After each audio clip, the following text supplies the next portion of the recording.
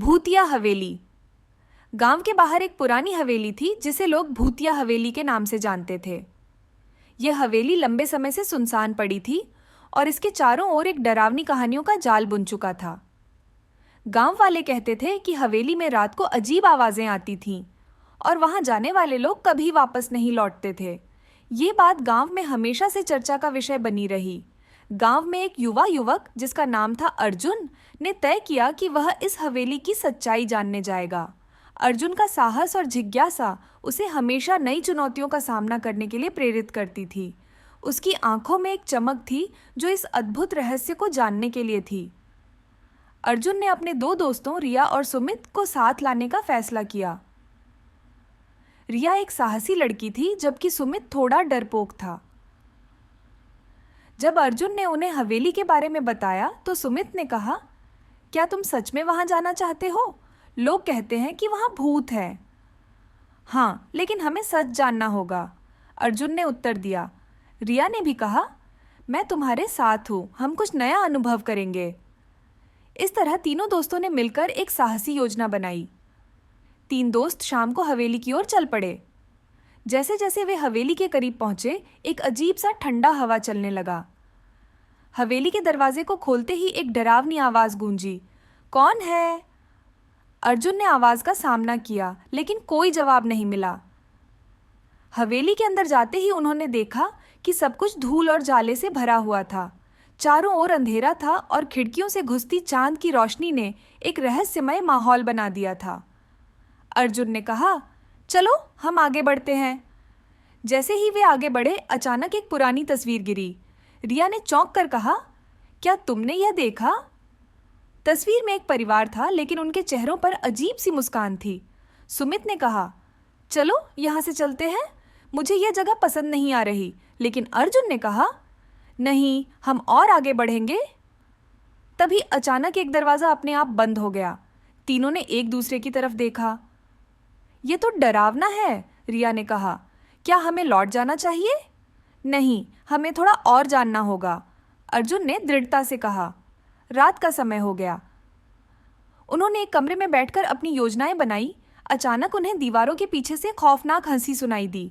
रिया ने कहा, यह बहुत डरावना है, हमें यहाँ से निकलना चाहिए। लेकिन अर्जुन ने उसे शांत किया। हम यहाँ आए हैं, हमें सच जानने का प्रयास करना चाहिए। तभी अचानक उनके सामने एक भयानक दृश्य उभरा। तभी कमरे में एक हल्की आवाज आई, तुम यहाँ क्यों आए हो? तीनों का दिल तेजी से धड़कने लगा। अचानक एक धुंधली आकृति उनके सामने प्रकट हुई। वह एक महिला थी जिसकी आंखें गहरी थीं। मुझे इस हवेली से मुक्त करो, उसने कहा। अर्जुन ने डरते हुए पूछा, तुम कौन हो? महिला ने कहा, मैं इस हवेली की स्वामिनी हूँ। मेरे परिवार को धोखे से मारा गया था। मैं इस स्थान पर बंदी हूँ। महिला ने बताया कि उसने अपनी जिंदगी की अंतिम सांस यहीं ली थी और अब वह अपनी आत्मा को शांति नहीं दे पा रही थी। अर्जुन और उसके दोस्तों को लगा कि उन्हें उसे मुक्त करना चाहिए। उन्होंने उसकी आत्मा की शांति के लिए एक योजना बनाई। अर्जुन ने कहा, हमें एक विशेष पूजा करनी होगी, यह हमें उसकी आत्मा को शांति देने में मदद करेगी। तीनों दोस्तों ने मिलकर हवेली में एक पूजा का आयोजन किया। उन्होंने कैंडल्स जलाए और उस महिला की आत्मा को शांति देने का प्रयास किया। जब उन्होंने अंतिम मंत्र पढ़ा, तब अचानक एक तेज प्रकाश हुआ और महिला की आत्मा धीरे धीरे गायब होने लगी। धन्यवाद, उसने कहा, अब मैं स्वतंत्र हूँ। और फिर वह प्रकाश में विलीन हो गई। जैसे ही महिला की आत्मा मुक्त हुई, हवेली का वातावरण बदलने लगा। अंधेरा छंट गया और चारों ओर रोशनी फैल गई। अर्जुन, रिया और सुमित ने एक दूसरे की ओर देखा और मुस्कुराए। उन्होंने महसूस किया कि उन्होंने केवल एक आत्मा को मुक्त नहीं किया, बल्कि उन्होंने अपने अंदर भी एक नई शक्ति जगाई थी। रिया ने कहा, हमने कुछ अनमोल पाया है, ये एक नई शुरुआत है। अर्जुन, रिया और सुमित गांव लौट आए। उन्होंने अपने अनुभव को गांव वालों के साथ साझा किया। लोग उनकी बात सुनकर हैरान रह गए। गांव में एक नई चर्चा शुरू हुई। लोग जानना चाहते थे कि उन्होंने उस हवेली में क्या देखा और क्या अनुभव किया। अब गांव के लोग हवेली को एक नई नज़र से देखने लगे थे।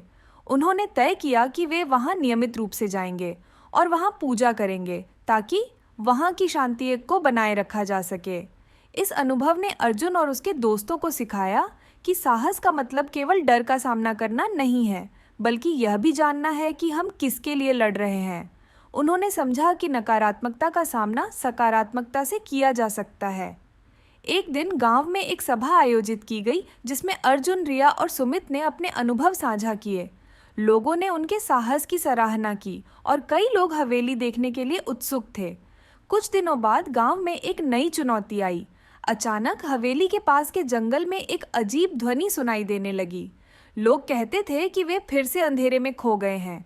अर्जुन, रिया और सुमित ने तय किया कि उन्हें इस समस्या का समाधान ढूंढना होगा। उन्होंने फिर से हवेली जाने का निश्चय किया। इस बार वे पूरी तैयारी के साथ गए। उन्होंने अपने साथ एक टॉर्च, कुछ साधन और पूजा सामग्री ली। जब वे जंगल में पहुंचे तो अंधेरा और डरावना माहौल था। अचानक एक सियार की आवाज आई। रिया ने कहा, क्या हमें आगे बढ़ना चाहिए? अर्जुन ने कहा, हाँ, हम पीछे नहीं हटेंगे। जंगल के अंदर एक और डरावनी आवाज आई।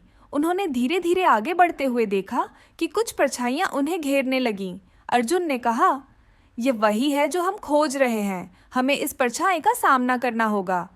जैसे ही वे एक क्लीयरिंग में पहुंचे, अचानक कई भूत उनकी ओर बढ़ने लगे। तुम यहाँ क्यों आए हो? एक भूत ने घातक आवाज में कहा। अर्जुन ने साहस से कहा, हम तुमसे डरते नहीं हैं, हम यहाँ तुम्हें मुक्त करने आए हैं, तुम्हारी आत्मा को शांति चाहिए।